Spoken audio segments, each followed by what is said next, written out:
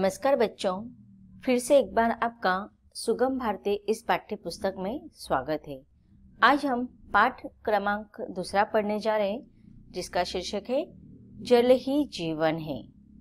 जल ही जीवन है, इस पाठ का यह सेशन नंबर पहला है। चलिए फिर पाठ्य पुस्तक निकालिए, हम पाठ्य पुस्तक के द्वारा इस पाठ को समझेंगे।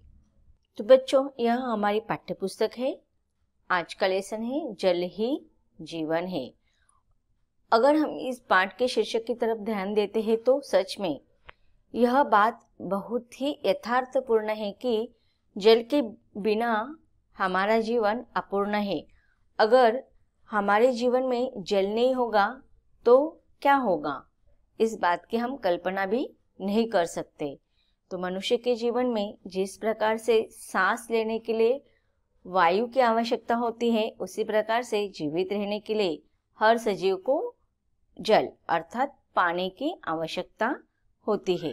इस पाठ में हमें जल के बारे में बताया गया है। जल का महत्व हमारे जीवन में किस प्रकार से होता है, इसका वर्णन किया है और उसके साथ साथ जल संरक्षण का महत्व भी बताया गया है। जल संरक्षण के वैज्ञानिक तकनीक, उसके उपयोग बताए गए हैं। अब हम पाठ को शुरुआत करते हैं। जल के बिना जीवन संभव नहीं है, अर्थात जल के बिना जीवन असंभव है। प्रकृति द्वारा दिया गया जीवों को मिला यह अनुपम उपहार है। अब देखिए, प्रकृति के द्वारा हमें बहुत सारे सजीवों को ऐसे उपहार मिले हैं जिसके द्वारा हम अनगिनत ऐसी चीजों को नजरअंदाज करते रहते हैं। अब प्रकृति को अगर हम देखते हैं तो जल हमें प्रकृति के द्वारा ही मिला है। जिस प्रकार से आप लोगों को पता होगा कि निसर्ग चक्र, उसमें देखते हैं हम, साइंस में आपने पढ़ा होगा, विज्ञान में आपने पढ़ा होगा कि किस प्रकार से समुद्र का जो पानी होता है वो गर्मी की वजह से उसकी भाप होती है और फिर वह आकाश में, गगन में जाता है, फिर वहाँ पर वो ठंडा होता है और बरसात के रूप में फिर से हमारी धरती पर आता है। तो यह प्रकृति के द्वारा दिया गया यह एक उपहार है, यह एक भेंट है और वह कैसा है? अनुपम है।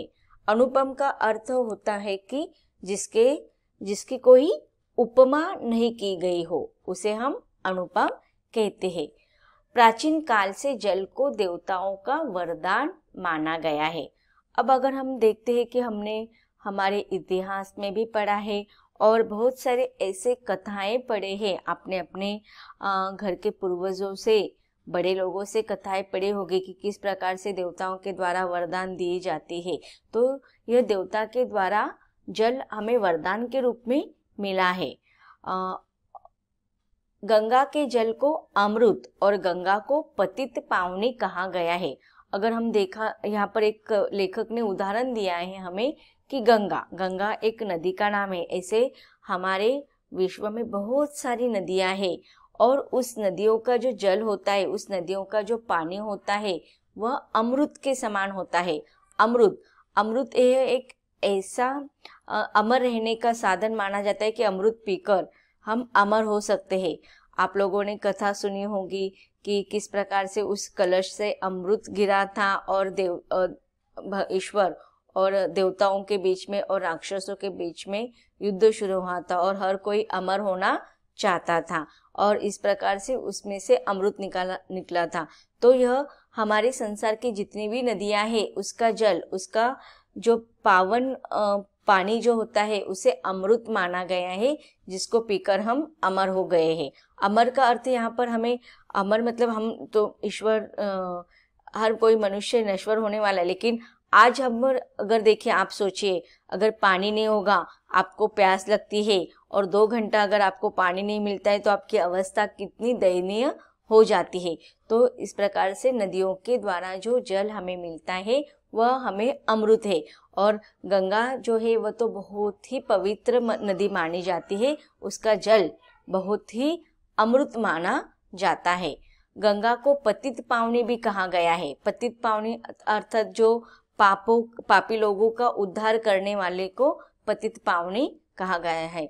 ऐसा कहा जाता है कि मनुष्य को जीवन में मृत्यु के पहले एक बार तो गंगा नदी के पवित्र जल में जाकर स्नान करना चाहिए, जिससे कि मनुष्य का जो पाप होता है वो धुल जाता है, कम हो जाता है। पापी लोग अपने पापों को कम करने के लिए गंगा रूपी पावन नदी के पवित्र जल से स्नान करते हैं। इस अमूल्य धरोहर का संरक्षण कर हम वर्तमान एवं भावी पीढ़ियों को सुखद, समृद्ध और खुशहाल रख सकते हैं। अब देखिए यहाँ पर लेखक कहते कि यह जो धरोहर है, यह जो हमारे इस प्रकार बहुत सारे ऐसे हमें उपहार मिले हुए हैं, वह कैसे है? अमूल्य है, जिसका कोई मूल्य नहीं कर सकते। मौल्यवान ऐसे यह उपहार है। जैसे उसमें एक स्थान है हमारे जल का, तो फिर नदी का भी जल हमें कैसे करना चाहिए? उसका संरक्षण करना चाहिए। नदी एक बहुत ही महत्वपूर्ण स्रोत है हमें जल प्राप्त करने का। तो ऐसे इन नदियों का अब हम देखते हैं कि आज अगर हम वर्तमान स्थिति देखेंगे, नदियों की अवस्था कैसे हो गई। नदियों के या समुद्र के जल की अवस्था बहुत ही दयनीय, दुर्दशा उनकी बहुत ही गंदी हो गई है। अब इसके पीछे कारण कौन है? तो इसके पीछे कारण हम मनुष्य ही है। हमने हमारे स्वार्थ के लिए क्या किया है? नदियों को जो पानी होता है नदियों का पानी अब देखते हैं बहुत कम हो गया है, नदी सूख गई है। इसके पीछे भी मनुष्य ही कारण है। जैसे कि पेड़ को कम कर दिए, जो धरती है उस पर मनुष्य ने क्या किए? जंगल काट दिए हैं। उसके वजह से बरसात कम होती है। इसके वजह से क्या होता है? नदियों का जो जल होता है वो कम होता जा रहा है। उसके साथ साथ हम क्या करते हैं? गांव में रहने वाले लोग, शहर में रहने वाले लोग गांव की जो गंदगी होती है वह क्या करते हैं? नदी में फैला देते हैं। कपड़े धोते हैं, बर्तन मांजते हैं गांव के नदी में जाकर, या फिर जो जानवर होते हैं उनको नहलाते हैं। उससे क्या होता है? पानी दूषित होता है। इसके साथ साथ शहरों में आधुनिकीकरण के वजह से, गाँव में भी आधुनिकीकरण के वजह से बहुत सारे कारखाने बांधे गए हैं और उन कारखानों का दूषित जल हम क्या करते हैं? नदियों के जल में बहा देते हैं। और इस वजह से हमारी नदी जो है वो नदियों का जो पानी है, जल जो है वो दूषित हो गया है। और ऐसी वजह से हमें उनका संरक्षण करना चाहिए। क्योंकि यह हमारे संसार में प्रकृति के द्वारा मिले गए अमूल्य ऐसे धरोहर है, तो उनका संरक्षण करना आज हमारा कर्तव्य है। अगर आज हम इसके बारे में नहीं सोचेंगे तो क्या हो जाएगा? हमारी भावी पीढ़ियों को जो जीवन है वह क्या हो जाएगा? दयनीय हो जाएगा। इसलिए इन अमूल्य धरोहर का संरक्षण करना यह हमारा कर्तव्य है। और इससे क्या हो जाएगा? वर्तमान हमारी भावी पीढ़ियों को सुखद, समृद्ध और खुशहाल बन जाएगा। पृथ्वी पर उपलब्ध जल और वर्षा के जल को बर्बाद होने से बचाना, उसको संचित करना और उसकी सुरक्षा करना जल संरक्षण के अंतर्गत आता है। अब देखिए बहुत सारे ऐसे विभाग होते हैं कि उनके अंदर वो कार्य किए जाते हैं। वैसे ही जल संरक्षण एक विभाग माना जाता है और इस जल संरक्षण का जो कार्य होता है वह क्या करते हैं? इस प्रकार से आज हम देखते हैं कि बहुत सारी समस्या हमारे विश्व के सामने है, जैसे कि प्रदूषण, गरीबी, इसके साथ साथ जल का अभाव होना, जल की समस्या, यह हमारे देश की बहुत बड़ी समस्या है। तो हमें क्या करना है? इस समस्या से बाहर निकलने के लिए हमें जल संरक्षण के वैज्ञानिक तकनीकों को उपयोग करना है। तो इसका वर्णन आगे परिच्छेदों में किया गया है। पृथ्वी पर जो भी पानी है या फिर वर्षा के माध्यम से, बरसात के द्वारा जो भी पानी आता है, जो भी जल आता है, उसे बर्बाद होने से बचाना है। तो किस प्रकार से हम उसको बचा सकते हैं? तो छोटे छोटे बांध बना सकते हैं। तो उस बरसात के पानी को, जो बहाता हुआ पानी है, अभी बरसात के दिनों में क्या हो जाता है? वो पानी ऐसे ही बर्बाद हो जाता है। तो उसको हमें बर्बाद होने से बचाना, उसका संचय करना है, उसका सुरक्षा करना है, और यह सारे कार्य जल संरक्षण के अंतर्गत आते हैं। लेकिन आज हम इस देश के नागरिक हैं, इसके लिए हमारा भी कुछ ना कुछ कर्तव्य बनता है। उसका संरक्षण हम और आप मिलकर कर सकते हैं।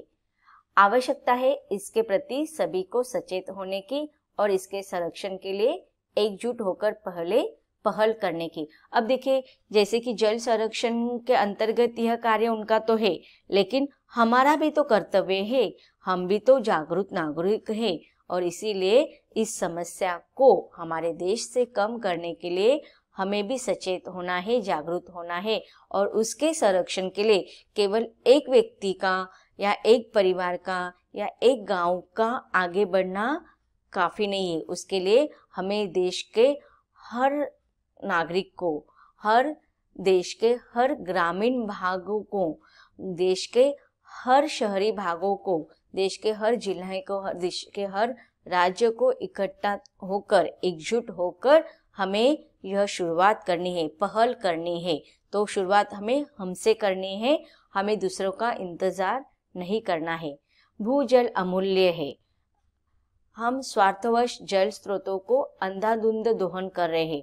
अब देखिए, भूजल जो है वह अमूल्य है। ऐसे बहुत सारे भूजल है कि जिसके द्वारा हमें जल का संचयन करना बहुत ही जरूरी है। लेकिन हम क्या करते, हम मनुष्य अपने स्वार्थ के लिए ऐसे जल स्रोतों का अंधाधुंध दोहन करे, अर्थात उसको नष्ट करे। आज देखिए, मनुष्य को रहने के लिए जगह कम पड़ रही है, इसलिए वह ऐसे भूजल जो स्रोत होते हैं उनको नष्ट कर रहे हैं, और अपने स्वार्थ के लिए हमारे आगे की पीढ़ी का वह नुकसान कर रहे हैं। धीरे धीरे हम इन स्रोतों को खत्म करते जा रहे हैं। बोरिंग अथवा नलकूपों के माध्यम से आवश्यकता से अधिक जल निकालकर हम जिस प्राकृतिक जल भंडार को लगातार खाली कर रहे हैं, यदि हम चाहे तो थोड़ा धन का व्यय करें और श्रम करें और उसका हम ख्याल रखें। अब देखिए, यहाँ पर लेखक कह रहे हैं कि इस पाठ के माध्यम से हमें बताया गया है कि हम क्या करते हैं, केवल हमारे खेतों में पानी आए, हमारे घरों में पानी आए, इसलिए हम बोरिंग और जलकूपों के माध्यम से जो पानी आता है वह आवश्यकता से भी ज़्यादा उसको हम निकालते हैं और अपने स्वार्थ के लिए अपने खेतों में पानी लाते हैं, और उस जल भंडार का जो पानी होता है उससे इतना वेस्ट करते हैं, तो उससे क्या हो जाता है, बोरिंग या नलकूपों का पानी खत्म हो जाता है। और हम क्या करें, अगर हमारा थोड़ा सा धन हम खर्चा कम करने के बारे में सोचते हैं, लेकिन हम दूसरी तरफ हमारे ही जल को क्या कर रहे हैं, उसके संरक्षण करने के बजाय हम उसको नष्ट कर रहे हैं। हम चाहे तो थोड़ा सा धन खर्च करके और श्रम करके उसका संरक्षण कर सकते हैं। भूमि के भीतर जो जल है उसे अनेक विधियों द्वारा संरक्षण कर हम वसुंधरा अर्थात हमारी धरती का, हमारी मातृभूमि का ऋण चुका सकते हैं। तो बच्चों, अब तक हमने देखा कि प्रकृति के द्वारा दिया गया यह जो जल है वह हमारे लिए बहुत ही महत्वपूर्ण, अनुपम ऐसा उपहार है, और हमें ऐसे जो हमें धरोहर मिले हैं उनका क्या करना है, हमें संरक्षण करना है। उसके लिए हमें वैज्ञानिक तकनीकों का उपयोग करना है। उसके बारे में हम पढ़ेंगे, लेकिन इसके अगले सेशन में। धन्यवाद।